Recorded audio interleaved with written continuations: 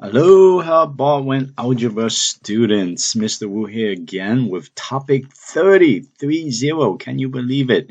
Right, since the beginning of this semester, we've learned 30 topics, 30 math ideas. Okay, so it's all building up to this incredible crescendo of knowledge. And today you realize, wow, it's pretty cool why we learned this, right? So if you're ever interested in being a pilot, right, this is the math for you. Okay, so today we are going to solve word problems using systems of equations, right? And this is real life. Okay, this is super real life. So I'm going to start with working on question number 2, and then because we're in Hawaii, we'll look at question number 5. Okay, the puzzle today is, what do you call a cow after she has a baby? Right, that'll be super interesting riddle. Okay, so solve each problem using a system of two equations and two variables, and then cross out the box that contains your answer. Okay, so let's start with number 2. So number 2, when a plane flies into the wind, right? So here's an airplane, right? When you're flying into the wind, right? The wind has a wind speed. It's gonna slow you down, right? It can travel 3,000 kilometers in 6 hours. Okay, so it's pretty much going from Hawaii to the West Coast. Okay, so that's why this is a really good problem, right? But except this would be from the West Coast to Hawaii. Okay, and so when you fly from the West Coast to Hawaii, the trade winds actually blow against the plane. So if you notice, right, next time you travel to the West Coast, you realize on your round trip flight, it takes longer, right, to come back to Hawaii than it is to get there. Why is that? Because of the wind. Okay, the wind is going to slow down the plane, right? So when a wind flies with the plane, when the plane flies with the wind, right, the wind is pushing it along, right? So it's adding speed, right? But if it's going against the wind is pushing the plane and slowing it down. Okay, so today, right, using system of equation, we can actually calculate how fast the plane is flying and how fast the wind is, right? That negates that plane speed. Okay. So yeah, this math is super, super important. And let me show you how that's done. And so it's a little bit complicated, but it's not bad. Okay. So we know that the speed you fly at, right, like the speed of a car, like 60 miles per hour, times the time, right? Let's say 2 hours, right, will get you the distance, right? In this case, if you drive 60 miles per hour for 2 hours, you go 120 miles.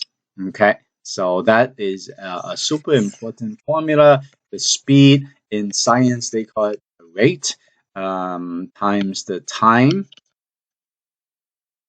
is equal to the distance. But over here, we could just call it the speed. Okay, let me set up a table so you guys understand what question number 2 is talking about. Okay, so into the wind. So I'm going to make a table, right? And so into the wind and with the wind. So we have two tables. Okay, so we're going into the wind and with the wind. Okay, so when you're going with the wind, you're gonna take the speed. Like we're gonna say P equals speed of plane. Okay, and then W is equal to speed of wind.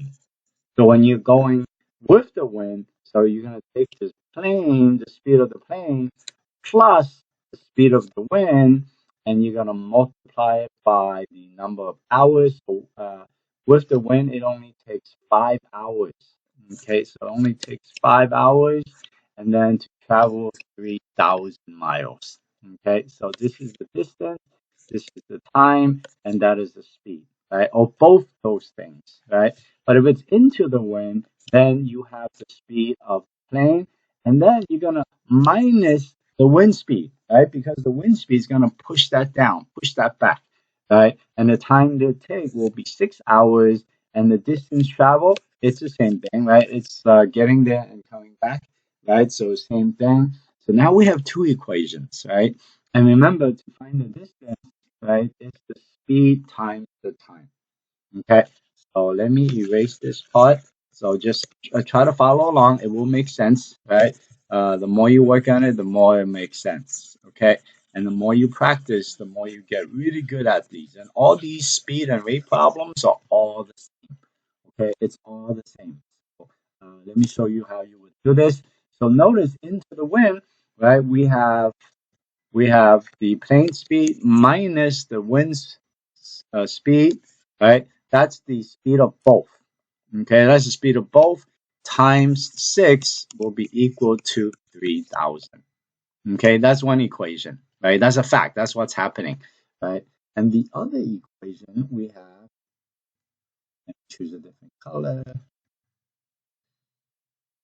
Okay, let me choose purple. And the other one is the plane speed plus the wind speed.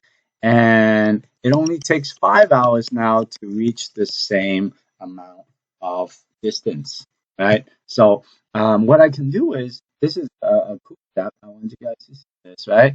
What we can do is we can divide both sides over here by 6.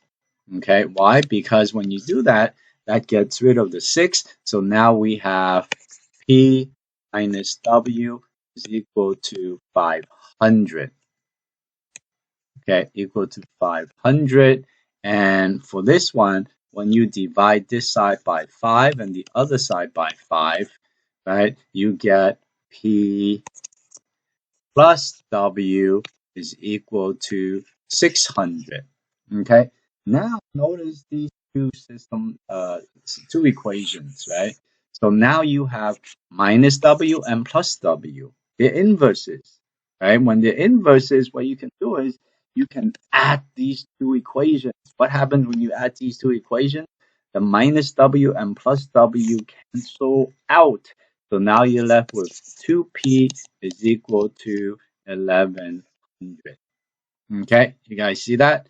And to get P by itself, you divide it by 2, divided by 2. So the plane speed is equal to 550 kilometers per hour. Okay, you guys see how I did that? Right? So yeah, the whole point is to cross out a variable when you solving systems equations, so you only have one variable. And remember, when two equations are equal, you can add them together, right? And especially when you have inverses, when you add them, that those variables will cancel out, right? So now if we know P is equal to 550, P equals 550, then W, right, will be equal to 50, because 550 minus 50 is 500 and 550 plus 50 is 600. So the answer is HE. So you cross that out. Okay.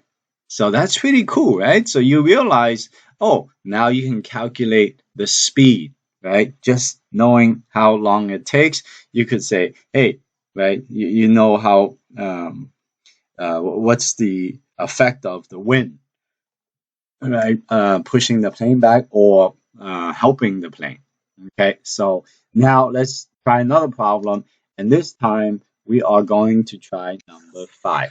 Okay, same thing. Okay, so on an upstream trip, a canoe travels 40 kilometers in 5 hours. Okay, so so upstream, right? Upstream meaning you're going against the current, right? So you're going against the current. So let me make a table again, right? So it's going against, right? So yeah, you don't want to be paddling upstream. It's a lot harder. That's why it takes a lot longer. Okay. So and then downstream is with current. Okay. So if you're going against, let me change the color so you guys can see. Okay, if you're going against, we have C equals speed of canoe okay? And then rate of the what we'll call it the W equals speed of the water, right? I could call it current, but I don't want both to be C, right? So if it's, remember, it's speed times time is equal to the distance, right?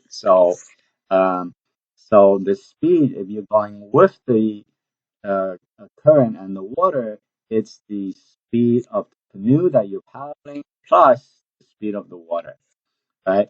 But if you're going against the water, it's the speed of the canoe and minus the speed of the water, right? Because the water is you're pushing back, right? It's like 2 steps forward, 1 step back, right?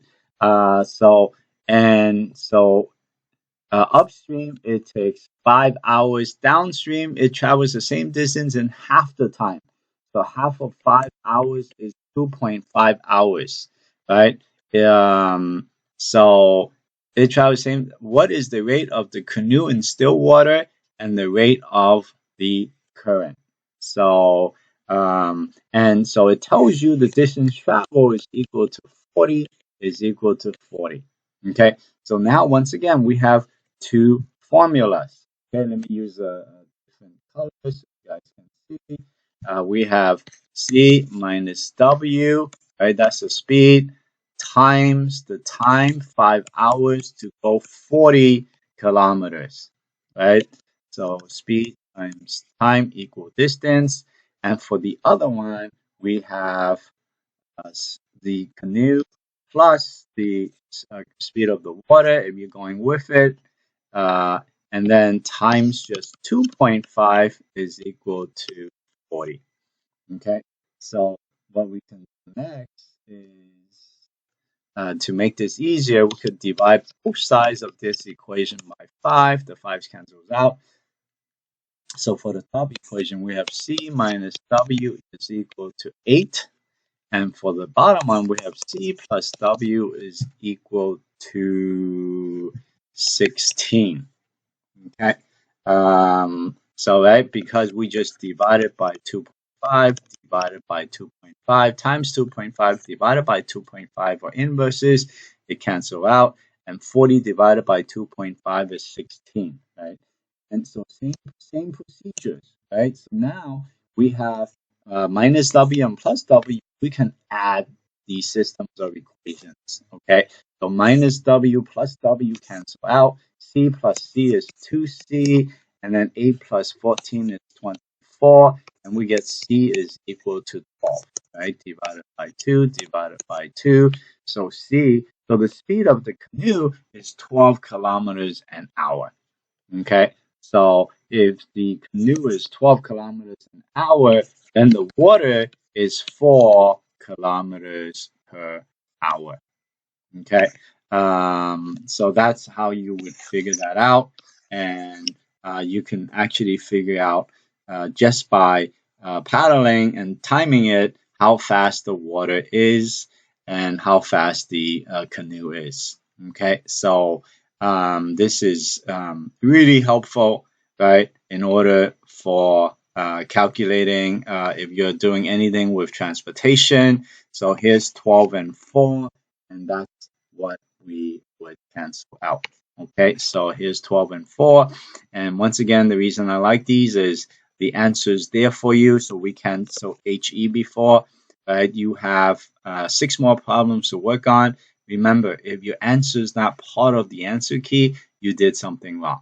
Okay, just follow the steps, make a table, right? You're either going with the wind or against the wind or against the current or with the current. Okay, so this is a really amazing application, and I hope you guys can appreciate how this is used in real life. Thanks for listening.